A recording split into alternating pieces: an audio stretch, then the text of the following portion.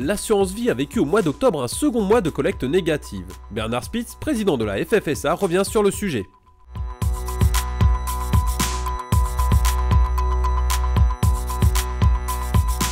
On a un chiffre donc de collecte nette négative, effectivement. Bon, 1,4 milliard, je rappelle que c'est à mettre en regard des 1400 milliards, 1375 exactement, d'encours sur l'assurance vie, donc ça reste très modeste. Et c'est un chiffre qui est donc, disons, très under control.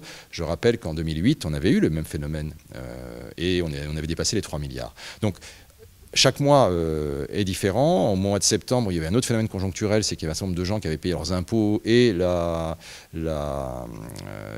l'ISF parce que c'était ce mois-là et donc ça avait fait un effet de décalage. Il faut à chaque fois tenir part des effets conjoncturels et structurels, mais il n'y a pas lieu de s'inquiéter. Pour l'instant, l'assurance vie reste le placement de référence des Français.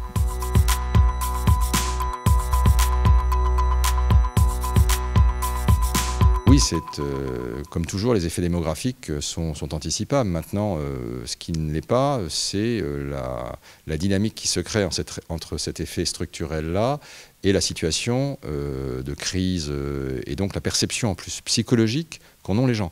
Aujourd'hui, la lecture des journaux sur l'endettement, la dette souveraine, etc., tout ça crée un peu un climat anxiogène sur lequel vous avez des effets assez difficiles à mesurer parce que ça, à la fois, ça incite les gens à épargner. On a un niveau d'épargne qui reste très élevé en France parce qu'ils veulent penser à l'avenir et se dire qu'il faut être prudent et se constituer des réserves. Et puis vous en avez d'autres qui ont peur de s'engager à long terme et qui pour l'instant sont plus attentistes et font des placements à court terme. Bon, c'est assez complexe, c'est un marché vivant, il y a de la concurrence, il y a de la compétition, il y a des gens qui vont lancer effectivement de nouvelles offres. Bon, ça c'est la vie et c'est ce avec quoi tous les assureurs doivent se débrouiller.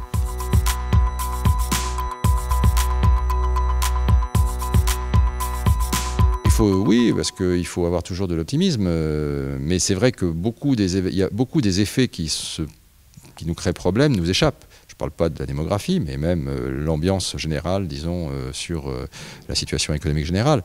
C'est vrai que les assureurs, comme absolument tout le monde, sont affectés par le climat de l'économie en général.